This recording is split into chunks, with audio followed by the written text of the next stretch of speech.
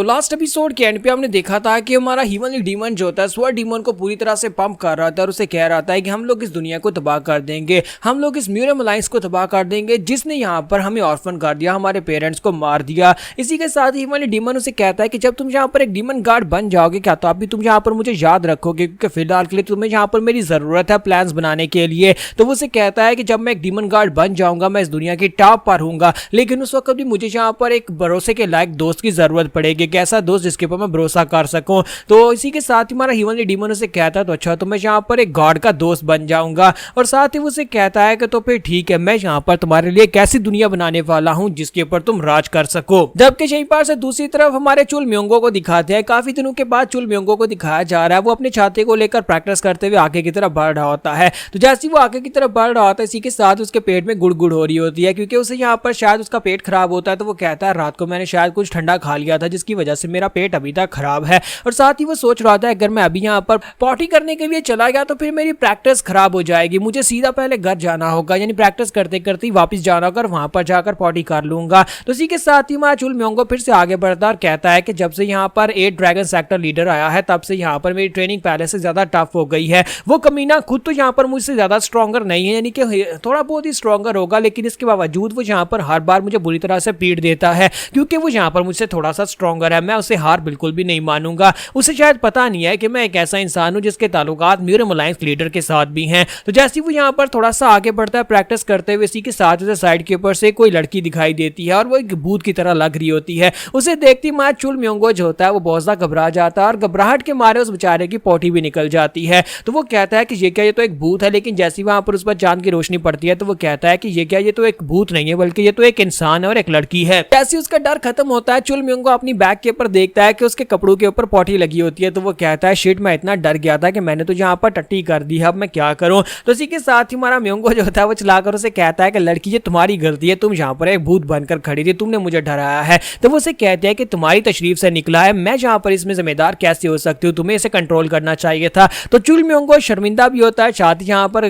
गुस्सा भी हो रहा था कि उस लड़की की वजह से उसके साथ क्या हो गया है। तो हमारी मिस बेक जो होती है उसे कहती है कि तुम यहाँ पर मेरे ऊपर इसका इल्जाम बिल्कुल भी नहीं लगा सकते। फिर साथ ही उसे कहती है कि तुम यहाँ से चले जाओ, मैं यहाँ पर किसी को इस बारे में नहीं बताऊंगी कि मैंने तुम्हारे जैसे इंसान को यहाँ पर रास्ते में अपने कपड़ों के अंदर पॉटी करते हुए देखा है। तो चुल म्योंगो फिर साथ ही वहां से आगे बढ़ जाता है और कहता है कि अभी मेरी प्रैक्टिस कंटिन्यू है, घर ही जाकर अब कपड़े बदलूंगा क्योंकि जो होना था वो तो हो गया है। तो मिस बेक उसे कहती है तुम कर क्या रहे हो। तो वो कहता है ये मैं ट्रेनिंग कर रहा हूँ, मैं यहाँ पर इस तरह के छोटे से इंसिडेंट की वजह से रुक तो बिल्कुल भी नहीं सकता, ये मेरी ट्रेनिंग के खिलाफ है, मैं पॉइजनस फॉक्स चुल म्योंगो हूँ और मैं यहाँ पर नहीं रुकूंगा। और इसी के साथ ही वो आगे बढ़ जाता है और फिर से वहां पर अपने छाते को घुमा रहा होता है, जबकि हमारी मिस बेक जो होती है वो देख रही होती है कि ये तो एक बहुत ही विचित्र प्राणी था, मैंने इस तरह के प्राणी बहुत ही कम देखे हैं। जबकि साइड के ऊपर से हमारा फिश किंग वापस आ रहा था उस बंदे को मारकर, वो नंबर 10 को मारकर जब वहां पर पहुंचता है तो इसी के साथ ही मिस बेक उसकी तरफ आगे बढ़ती है और उसे कहते हैं क्या तुम ट्रेनिंग करके आ रहे हो। तो हमारा जो फिश किंग उसे कहता है नहीं मैं तो ट्रेनिंग करके वापस नहीं आ रहा बल्कि मैं तो एक जरूरी काम पूरा करके आ रहा हूँ। तो मिस बेक उसके हाथों पर लगे हुए खून को देखती है और उसका हाथ पकड़कर कहती है तुम्हारे हाथों को क्या हुआ,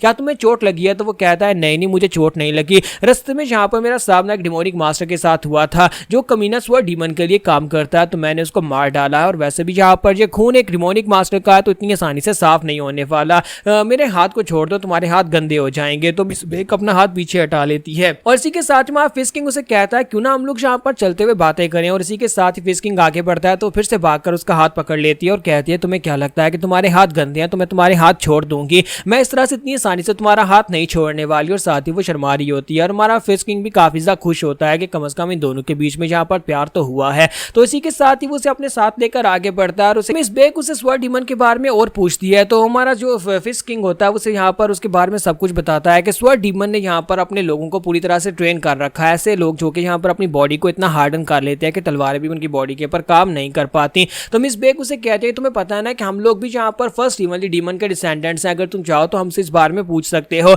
मेरी फर्स्ट कजन जो है वो भी यहाँ पर इनके बीच में रह चुकी है और उसे इनके बारे में सब कुछ पता है, हमने इनके बारे में सब कुछ डिटेल्स लिखी हुई है, अगर तुम कभी चाहो तो हमारे साथ यहाँ पर इनकी इन्फॉर्मेशन को शेयर कर सकते हो और हम इस इन्फॉर्मेशन को कंफर्म करके दे सकते हैं, या फिर मैं अपनी कजन से इस बारे में बात कर सकती हूँ। तो फिश किंग उसे कहता है हाँ हाँ क्यों नहीं, तुम्हारा बहुत बहुत शुक्रिया। तो मिस बेक उसे कहते हैं कि जिस स्वर्ड डीमन के बारे में तुम बात कर रहे हो मुझे लगता है ये ब्लैक इमॉर्टल स्वर्ड डीमन के ही फॉलोअर्स होंगे। फिश किंग उसे कहता है कि हाँ हो सकता है। फिर साथ ही उससे पूछता है क्योंकि तुम यहाँ पर खुद भी यहाँ डिमोनिक सेक्टर की ही डिसेंडेंट हो तो तुम्हें यहाँ पर सेंट्रल प्लेन्स में आने के बाद दिक्कत का सामना तो नहीं करना पड़ा। तो वो उसे कहती है कि हाँ, यहाँ पर हमें दिक्कत का सामना करना पड़ा, लीजिए जगह बहुत ज्यादा खूबसूरत है और हम लोग उस बर्फ वाले इलाके में रह रहकर बहुत ज्यादा थक चुके हैं। क्या तुम्हें पता है कि फर्स्ट हिमालय डीमन उस बर्फ वाले इलाके में क्यों रहता था जबकि वो इस जगह के ऊपर भी आकर रह सकता था? वो इसलिए क्योंकि उसने बहुत सारे लोगों की जान ली थी। वो जब यहाँ पर फर्स्ट हिमालय डीमन बना था, फर्स्ट हिमालय डीमन बनने के लिए उसने म्यूरम अलायंस के बहुत सारे मास्टर्स की जान ली थी। इतने मास्टर्स को मारने के बाद वो पीक तक पहुंचा, लेकिन उसके बाद वो कभी यहाँ पर उस रिजेंटमेंट की वजह से, उस रिग्रेट की वजह से इस दुनिया में नहीं आ सकता।